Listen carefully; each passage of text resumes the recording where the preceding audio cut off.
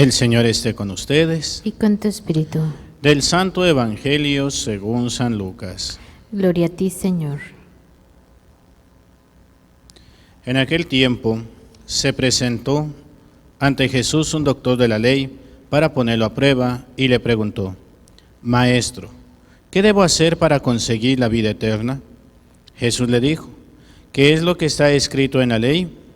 ¿Qué lees en ella? El doctor de la ley contestó: Amarás al Señor tu Dios con todo tu corazón, con toda tu alma, con todas tus fuerzas y con todo tu ser, y a tu prójimo como a ti mismo. Jesús le dijo: Has contestado bien, si haces eso, vivirás. El doctor de la ley, para justificarse, le preguntó a Jesús: ¿Y quién es mi prójimo? Jesús le dijo: Un hombre que bajaba por el camino de Jerusalén a Jericó cayó en manos de unos ladrones, los cuales lo robaron, lo hirieron y lo dejaron medio muerto. Sucedió que por el mismo camino bajaba un sacerdote, el cual lo vio y pasó de largo. De igual modo, un levita que pasó por ahí lo vio y siguió adelante. Pero un samaritano que iba de viaje, al verlo se compadeció de él, se le acercó, ungió sus heridas con aceite y vino, y se las vendó. Luego lo puso sobre su cabalgadura, lo llevó a un mesón y cuidó de él. Al día siguiente sacó 2 denarios, se los dio al dueño del mesón y le dijo: Cuida de él, y lo que gastes de más te lo pagaré a mi regreso. ¿Cuál de estos 3 te parece que se portó como prójimo del hombre que fue asaltado por ladrones? El doctor de la ley le respondió: El que tuvo compasión de él. Entonces Jesús le dijo: Anda y haz tú lo mismo. Palabra del Señor. Gloria a ti, Señor Jesús. Nos sentamos un momento. Cuando leemos el Evangelio y nos quedamos en esta parte del Evangelio que escuchamos el día de hoy, siempre nos han hablado bien del samaritano y como que automáticamente decimos que el sacerdote y el levita son malos. Malos porque no se detuvieron a ayudar a ese enfermo, a ese desgraciado, ¿verdad? En el buen sentido de la palabra, sufrió una desgracia. Y condenamos muy fácilmente. Sin embargo, aquí nosotros ya lo entendemos de esta manera y sabemos que la respuesta correcta es el samaritano. Sin embargo, para el tiempo de Jesús, no podemos condenar ni al sacerdote ni al levita. Y lo que hicieron estuvo bien. Ah, caray, ¿cómo que estuvo bien? Sí, porque si el sacerdote que bajaba hacia Jerusalén iba a ofrecer el culto, el sacerdote no podía estar impuro para poder hacer el ofrecimiento. Y recordemos que una de las maneras de encontrar la impureza es tocar la sangre. Si este desgraciado, lleno de sangre por las heridas que tenía, el sacerdote se detiene, automáticamente queda impuro. Y si ese sacerdote está impuro, no puede hacer el ofrecimiento que él tiene que hacer. En el tiempo de Jesús vemos que hay muchos tipos de ofrecimientos. Los ofrecimientos por la expiación de los pecados, por la reintegración a la comunidad, por la purificación, por desagravio, etcétera. Hay muchos. ¿Dónde podemos encontrar los diferentes sacrificios y ofrecimientos? Váyanse a leer el libro de Levítico. Ahí vamos a encontrar todos los tipos de ofrecimiento que hay. Y si le tocaba incensar el Santo Santorum, pues mucho más, no podía estar impuro. Como le toca a Zacarías cuando se le manifiesta el arcángel Gabriel para avisarle que va a ser padre de un niño, que va a ser Juan Bautista. Bueno, entonces, si lo vemos desde esa perspectiva, el sacerdote no hizo mal, no es el malo de la película, simplemente él vio por la función que él tiene que desempeñar, ser ese lazo o ese puente entre Dios y los hombres, entre los hombres y Dios. El levita tampoco es que sea malo. Los sacerdotes no podían ser de cualquier pueblo, de cualquier tribu, solamente de una sola tribu. ¿Cuál es la tribu que es de donde emanan los sacerdotes? La tribu de Leví, ¿verdad? Que son los sacerdotes. De la tribu de Benjamín, de la tribu de pues de las demás tribus, no salen sacerdotes, solamente de Leví, ni de Judá, ni de los demás, Manasés, etc.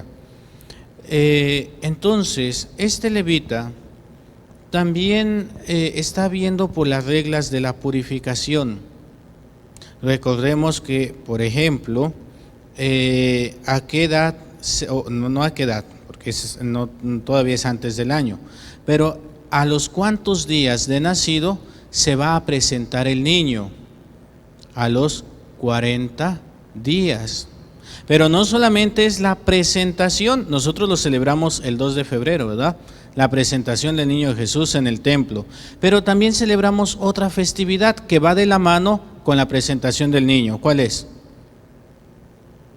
La purificación ¿de quién? De la Virgen.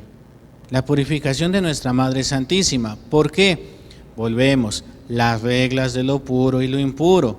Cuando una mujer da luz, ¿qué sale? Sangre y agua, que es la referencia que Jesús sale del costado de Jesús en la cruz, sangre y agua, como cuando una mujer da luz y ahí pues el Señor da luz a la iglesia. La mujer entonces, después del parto, queda impura por toda la sangre derramada y entonces tiene que guardar los 40 días para un proceso de purificación.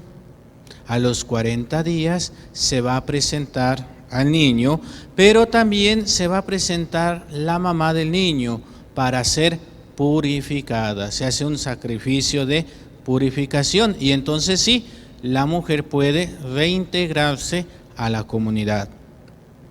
Entonces vamos viendo cómo el sacerdote no cometió ningún pecado, no es el malo, el levita tampoco. El samaritano, ¿por qué se detiene ante este desgraciado que cayó en esta desgracia? Porque el samaritano no está supeditado a estas leyes. El samaritano tiene otras leyes y él vio la necesidad, él no tenía nada que le impedía acercarse a este hombre y el ayudarle. Nada más que aquí Jesús quiere que entendamos otra cosa.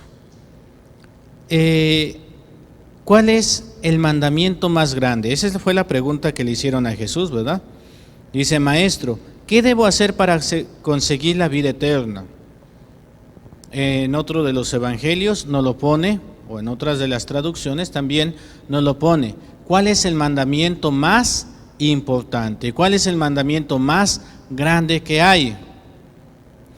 Aquí Jesús le va a decir a este doctor de la ley, o sea, no es cualquiera el que le pregunta, es un sabio, es un gran estudioso de la ley, porque es doctor. Le va a responder Jesús con otra pregunta: ¿qué dice? ¿Qué está escrito en la ley? ¿Qué lees en ella? Y entonces el que va a dar la respuesta es el doctor en las leyes, pero en las otras versiones Jesús es el que contesta. El mandamiento más grande que hay es este: amarás a Dios con todo tu corazón, con toda tu alma, con todo tu ser. Nosotros nos lo aprendimos en el catecismo. Amarás a Dios sobre todas las cosas.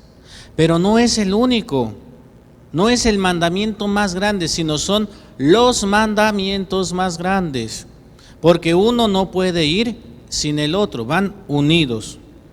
¿Cuál es el segundo? Y amarás a tu prójimo como a ti mismo. Aquí le dice Jesús, dice, con todas tus fuerzas y con todo tu ser, y a tu prójimo como a ti mismo. Jesús le dijo, has contestado bien, si haces eso, vivirás. Vamos a tener la vida eterna. No podemos nosotros amar a Dios y no amar a mi prójimo, pero tampoco puedo amar a mi prójimo y no amar a Dios. Tiene que ser a ambos. Dice San Juan, ¿cómo me dices tú que amas al Dios que no ves cuando no amas a tu hermano al que sí ves? Entonces es una mentira. ¿Por qué? Porque yo tengo que ver en mi hermano el rostro de Dios. El que recibe a uno de estos más pequeños, a mí me recibe, dice Jesús. Entonces, yo no puedo decirle a Dios que lo amo, que lo respeto, que lo quiero, que lo estoy dando todo por Él, si no estoy amando, respetando a mi prójimo. Sería un hipócrita. Porque entonces no estoy viendo en ese amor de Dios y hacia los hijos de Dios. Yo creo que las que son mamás ven que los hijos se pelean y les duele. Yo una vez me acuerdo que le dije a mi mamá, mamá, ¿qué quieres que te dé de regalo? Ay, mi hijo, que se porten bien y no se peleen. Yo nada más la pensé y dije, mamá, me pides cosas imposibles. No hay algo más doloroso para una madre que sus hijos se peleen. ¿Por qué? Porque son sus hijos. Porque a pesar de que siempre está el consentido, y no me digan que no existe el consentido porque sí lo hay, a pesar de que hay el consentido, la mamá ama a todos sus hijos. Que a algunos les exige y que a algunos los apapacha y que a otros es a palos, porque aprenden a descubrir. A este le voy a exigir de esta manera, pero este no, este se le exige de otra manera. Pero el amor es hacia todos. También Dios nos ama a todos. También Dios quiere lo mejor para todos y cada uno de nosotros. Esta respuesta o esta pregunta segunda de este doctor de la ley, ¿y quién es mi prójimo? Dice aquí, para justificarse le preguntó, pero es una pregunta muy válida. ¿Quién es mi prójimo? Y todavía hoy la hacemos. ¿Quién es mi prójimo? ¿Todos son mi prójimo? Pues todos son mis hermanos. Pero por ahí decía un padrecito, mi prójimo es mi próximo. ¿Con quién tengo yo la obligación? ¿A quién me debo? Pues yo no me debo a todo el mundo. Yo me debo a los que Dios ha puesto bajo mi resguardo. Aquí, ¿verdad? Pues si don Frankie se va y no, es que voy a salvar al vecino y es que voy a ayudar a la vecina y es que por allá y es que tengo que ir a no sé qué colonia y ahora tengo que ir a México y ahora voy a ir a Chihuahua y oye, espérate, Frankie, qué bien que estés haciendo mucho bien por allá. ¿Y tu familia? ¿Quién era el que decía? ¿Y tu familia? Muy bien, no comió. Chava Reyes, ¿verdad? Un cantante cómico. Y la familia, muy bien, gracias, no comió. No, espérate, mi responsabilidad ante Dios es primero mi esposa y mis hijos.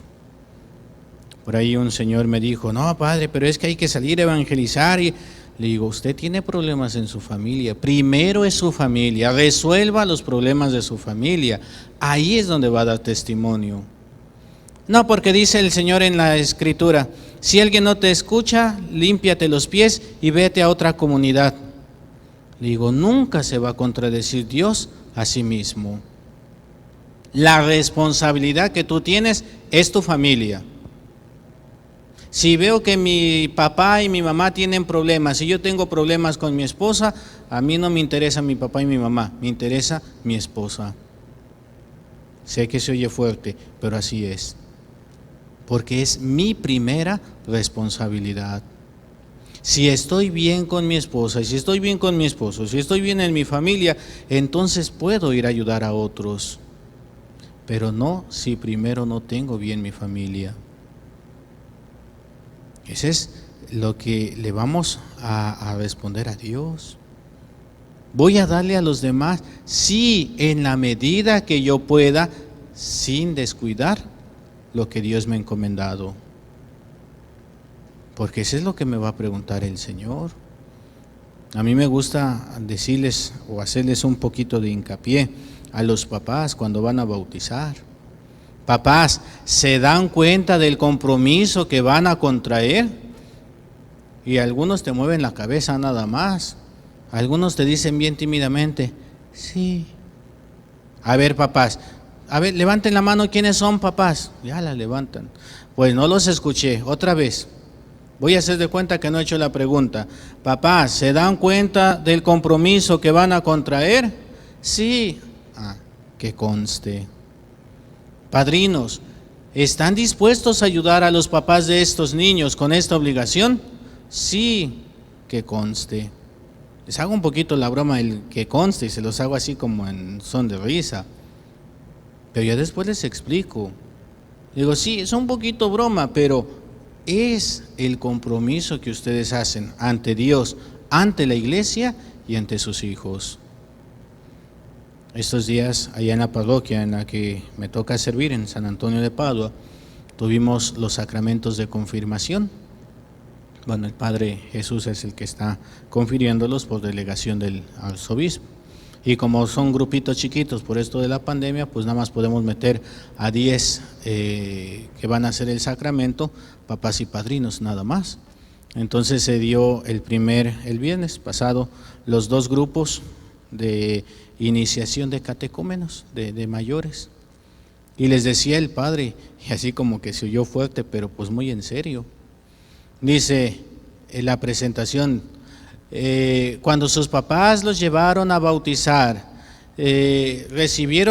aceptaron el compromiso de educarlos en la fe, por eso hoy, y les decía el Padre, pues no cumplieron con ese compromiso, no hicieron nada de lo que se habían comprometido. Algunos así como que se quedan, dice, si ellos hubieran cumplido, hoy ustedes no estarían haciendo el sacramento, lo hubieran hecho cuando deberían. Pero así es.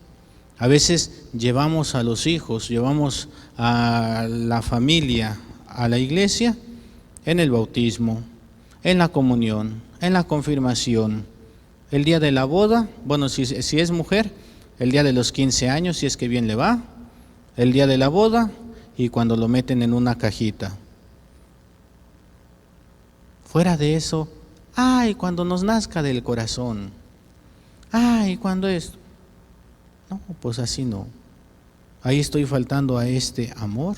Ni amo a Dios, ni amo a mi prójimo.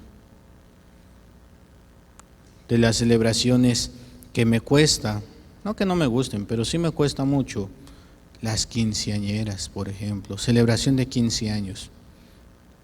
Es rara la quinceañera que realmente vive bien su misa, porque se ve que nunca van a misa.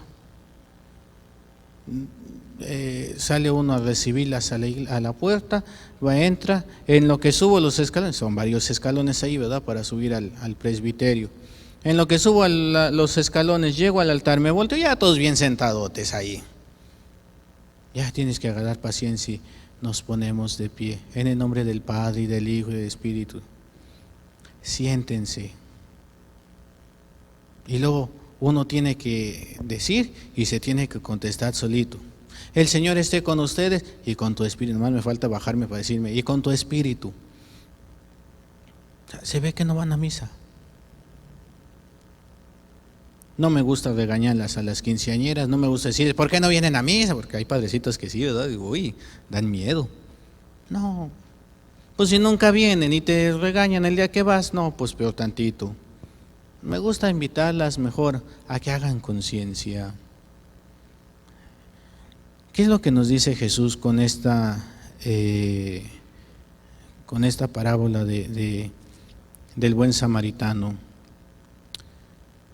que el amor es lo primero, antes que las reglas, antes que la ley, antes que todo lo demás es el amor. Hay que ver el espíritu de la ley. Porque dice el Señor, yo no vengo a abolir la ley, no, yo vengo a darle plenitud. Pero hay que buscar el verdadero sentido de la ley. Cada uno pone reglas en su casa, ¿verdad? Allá en la casa era, quien llega después de las 10 tiene que avisar, porque si no avisa, la puerta está cerrada. Y un día uno de mis tíos se quedó a dormir en la calle, porque no llegó antes de las 10. Ay, pues sí, decimos, ¿verdad? Pues si todo el mundo tiene llaves, sí. Lo que no contaban es de que en la casa se pone un seguro. Se le pone la llave y se le pone el segurito, ese tornillito que se le pone. Y aparte se le ponía un tubo, una tranca atravesada en la puerta. Pues tenía llaves, pero no valían para nada. Por lo demás, esa era la disciplina. Pero si yo decía, ¿verdad? Híjole, mamá, voy a salir a una fiesta y pues no voy a llegar a las 10 porque a esa hora es el vals, voy a llegar como a eso de las 11:30. ¿Me das permiso? ¿Qué dice la ley de la casa? La puerta se cierra a las 10. Pero voy a hacer una excepción. Ok, mira, la ley es que se cierra a las 10. Por esta ocasión, porque vas a ir a la fiesta, tú vas a poder llegar. ¿A qué horas me dijiste? 11:30. Ok, a las 11:30 se cierra la puerta. Ya fue una excepción. ¿Está la regla? Sí. ¿Falta la regla? No. ¿Qué es lo que nos dice Jesús? Está la ley de la purificación, sí. Pero tu hermano está ahí tirado por la desgracia que le sucedió. Es primero tu hermano.